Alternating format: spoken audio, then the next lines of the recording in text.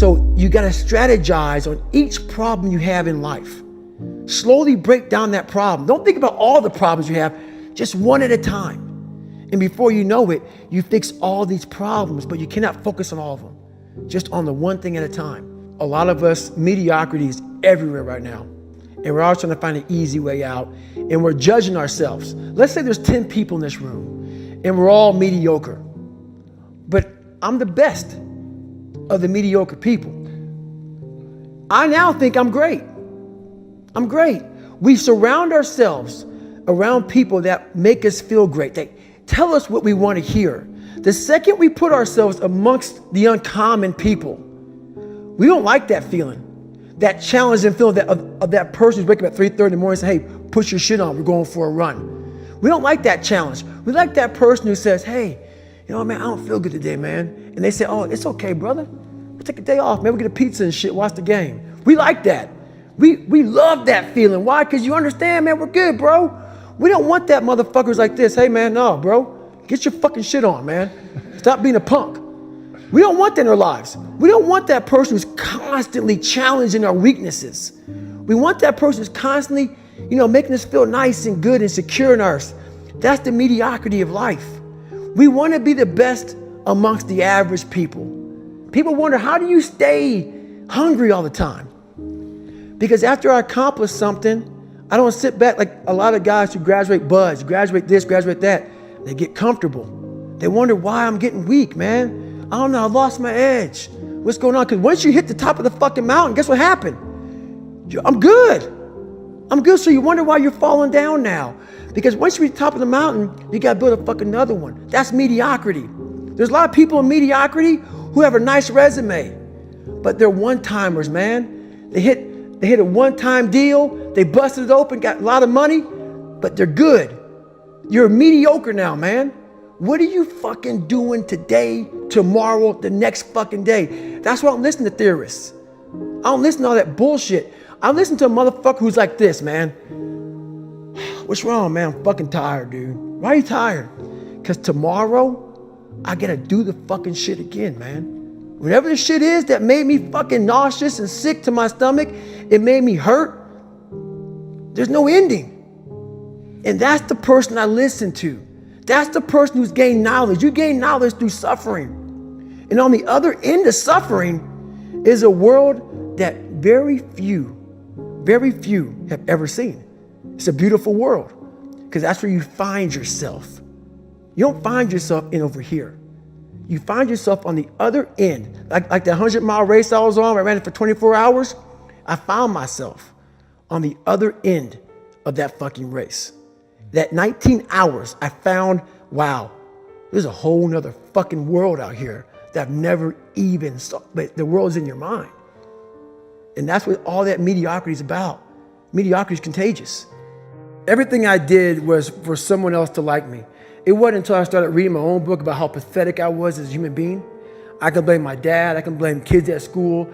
I can blame having health issues, ADD, my mom not being around. Great mom, but she was doing her thing. Right. I could blame a lot of people. And that's the book I was reading.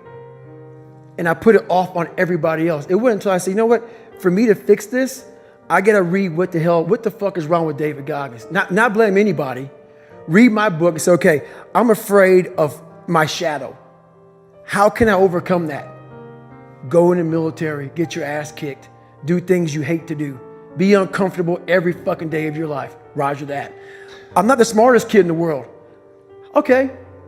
Instead of somebody saying, oh no, you're smart. No, don't say that to yourself. I said to myself, no, I'm a dumb motherfucker. Okay, roger that. How you get smarter? Educate yourself. So the things that we run from the truth. We're running from the truth, man. So the only way I became successful was going towards the truth. As painful and as brutal as it is, it changed me. It allowed me to become, in my own right, who I am today. I hated jumping out of airplanes. I hated shooting guns. I hated the job as a Navy SEAL. But I did it because I wanted to change myself. Everything I do, I'm not really comfortable doing. But if you choose to go that route, to go be a Navy SEAL, you might as well go be the hardest motherfucker in the world. Because if you're choosing to do something, you have two routes. You can go there and be a little weak person and get through barely, and that's your reputation. Or you can go through the hardest guy you can possibly be, and that's your reputation. So my whole thing is, if you're gonna choose to open that fucking door in Iraq or Afghanistan, open the motherfucker and go in hard. Because they're gonna remember you by slowly opening it and peeking in. So if you're gonna open it and you made the mind to open it, don't crack it open. Open the fucking door, go in. That's with life. If you're choosing to do something, attack it. Because they're gonna remember you as not attacking it. So I want to be remembered. You can hate me, but there's one thing you can't say about me. I didn't attack it. And the very best may not be I'm number one. The very best is, did I leave everything inside of me out there? So attacking is not like, oh, I want to win this or win that or be the best. The best is I'm running against myself in everything I do. And that's what I attack. I attack myself. I'm always questioning myself. I'm always holding myself accountable. The accountability mirror is something that I kind of came up with in high school. Like I said, I started shaving my head when I was 16. And I got caught up in trying to impress so many people because no one liked me. So I developed so many different identities. Let me sag my pants. Let me pull my pants up. Let me talk this way or act this way or be this way or whatever the hell it may be. God, dog, there's so many different things I did to try to fit in with so many different groups that when you look in the mirror, that's the one person you can't lie to. So every morning I would shave my head thinking, God, I would reflect back on some of the lies I may have told somebody or some of the ways I acted that I didn't feel comfortable doing. And I did it to impress other normal people. The key word there is normal, everyday people. I was trying to make other people like me. How pathetic is that? So this mirror would always tell me, my reflection would say, God, you are a pathetic man. How does that feel every day to be this way? So I would just start having myself accountable. How did I attack today? How did I attack yesterday? And if I didn't do something I was proud of, I would write down a sticky note and I would fix it. So then my senior year in high school, it was a totally different David Goggins. Can you give an example of something that you wrote down and fixed? All right, there was a lunch table. I wanted to sit the cool guy lunch table, man. I wanted, even though everybody was calling me all the time, I wanted to try to act like somebody I wasn't so I could fit in. And I sold my soul to the devil. Trying to act like, no, I'm David fucking Goggins. That's who I am. And so I wrote down on a piece of paper, fuck the table, sit by your fucking self. And that's what I did. And guess what happened? My table became a table people started sitting at. Because a whole bunch of people in that lunchroom felt exactly like I did. Some people have been bullied. Some people are just stressed out. Some people are insecure. Some people are fat and overweight. And the world puts a lot of this shit in your mind. It's not just you. Yeah, you help it. And my whole thing is about, I had to develop a mindset that was indestructible. I had to armor plate my mind. And it's about what you're saying to yourself, but it also comes with work. So whenever I was getting beat down, physically, mentally, spiritually, whatever I was going through, just saying, I would put, you can't hurt me. Can't hurt me just became a message. I would say to myself, I believe that most human beings are only living at about 40% of their capability. So the mind has a governor, like a car. If you're driving a car and the car has a governor on it, the car may say 130 miles an hour, but the governor is set for 91. Once that governor sets in, you get to 91, that car starts doing this. The car wants to go. The car wants to go, but that fucking factory said, we're not going past 91. We have a factory, a nice governor in our brain, and it's a survival mechanism. It protects us from pain and suffering. The second we feel that shit, our mind says, oh no, this isn't fun. We should back off. We should sit down, find something more comfortable. And there's something about the mind. The mind has the tactical advantage over you at all times.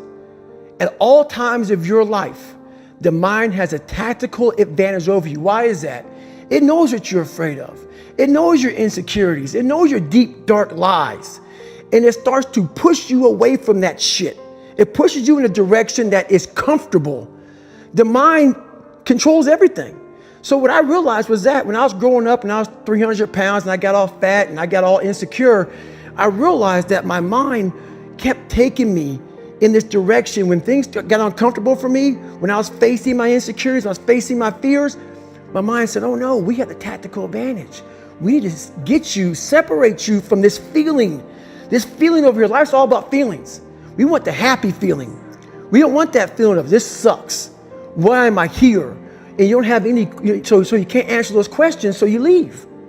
I started realizing that if in that moment you can answer those fucked up questions and you are now in charge of your brain versus your brain ruling you, that's where all that stuff comes from. So the 40% rule is all of that. You get to 40%, your brain says, we're done. Let's roll, man. This is starting to get painful. This is uncomfortable. So you sit down. You have to figure out ways, and everybody's different. That's how the book kind of talks about, like we all have these things about, 5 steps to this and 4 steps to this. It's a lot more than that. That's all bullshit. It's a practice that you have to, it's a habit. So if you know that at 40%, I'm feeling pain. At 40%, I'm feeling pain. That's where the 40% rule kicks in. Now it starts. Okay, I'm feeling pain. My mind's saying all this shit to me. It's saying, get out of here, run, flee. The fight or flight kicks in. Okay, we're done. We're not good enough. It starts telling you all these things. You start to believe it because the mind controls all. This is the time where you have to gain control back of your mind. It's okay. Let me see if I can go 45%. And once you start giving yourself more and more hope and start realizing, okay, the mind starts to be, okay, what are you doing? We're supposed to be going right and you're going left. You start then controlling your mind. Start finding more in yourself. And then it goes from 40% to a lot further than that. But that's the start of it though. Get to the spot where your mind is saying stop. Wherever that is, you gotta get there first. And then that's when that shit starts to work for you. You got to control yourself in that moment. And you have to first be uncomfortable with how you feel about yourself. With that voice that a lot of us like to run away from, we all have it. We all have that voice that say, hey man, you're kind of wimping out right now. You're kind of being a little punk right now. But a lot of us say, okay, that's okay. It's okay to tell these little white lies to ourselves. So we first have to face the real you. The real me is David Goggins. The real me is a guy looking at you right now saying, I don't want to fucking be on this show right now because I used to stutter as a kid. And I'm afraid of that. I'm afraid that here in a second, I'm going to start fucking stammering and stuttering and the whole world is going to know that I have all these issues. But that's when I see right now, okay, Goggins, you got to go on this fucking show. That's Goggins. Goggins is saying, okay, David Goggins, you're a punk. Life made you this way. We can't live like this. We can't live in fear. We can't live in judgment. We can't be afraid of what the fuck people right now are looking at me saying about me. We cannot be afraid of that. That's Goggins. Goggins saying, fuck all of you who don't like me, who don't want to. And that person then comes in. But you have to be David Goggins and say, man, I'm afraid of this. I'm fucked up here.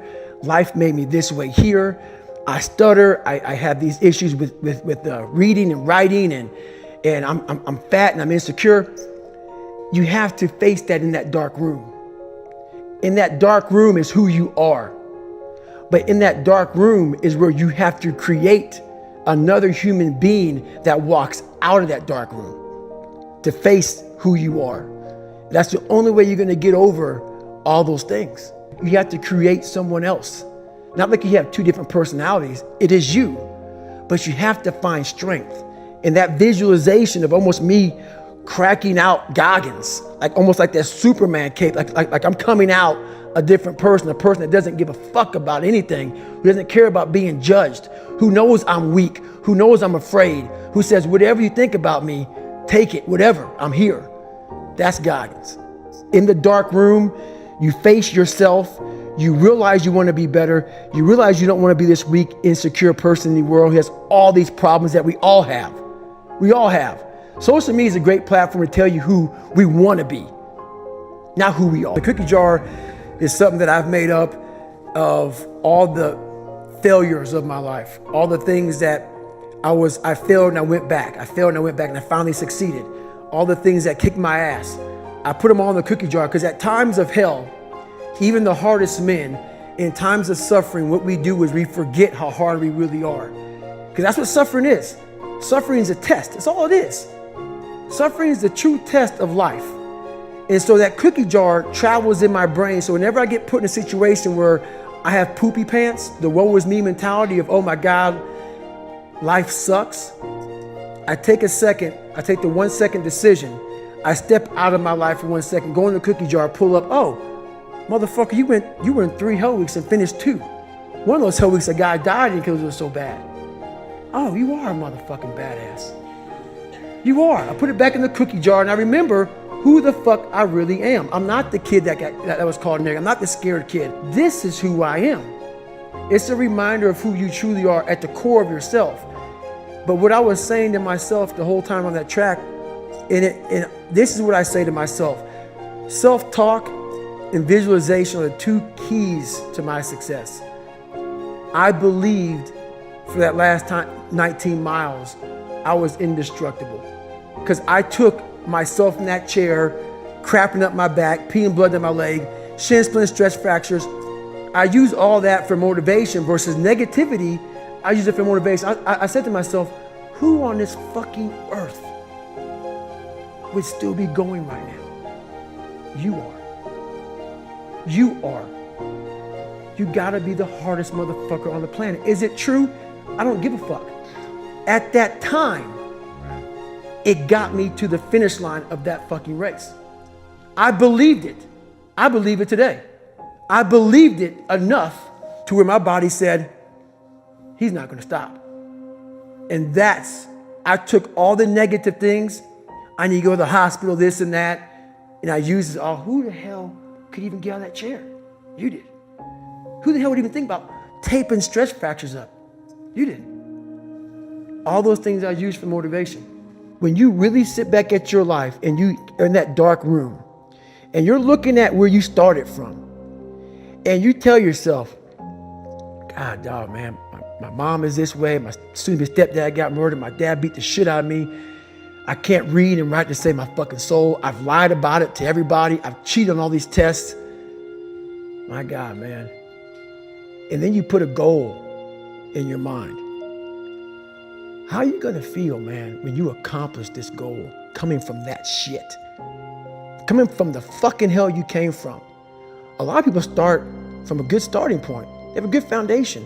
What if you can surpass all of these motherfuckers? What if everybody who was fucking way up here started up here, and you started with no legs. You had to grow fucking legs to even start walking, and then crawling, and then running, and then you start passing people with all this given to them. I had to use all this negative shit that was making me weak and horrible as a person. I had to use this as the power that now fueled me. I had to flip it on its head and say, hold up. This might be exactly what I need. The darkness is exactly what I need. It's how you look at your situation. And I was looking at it all fucked up.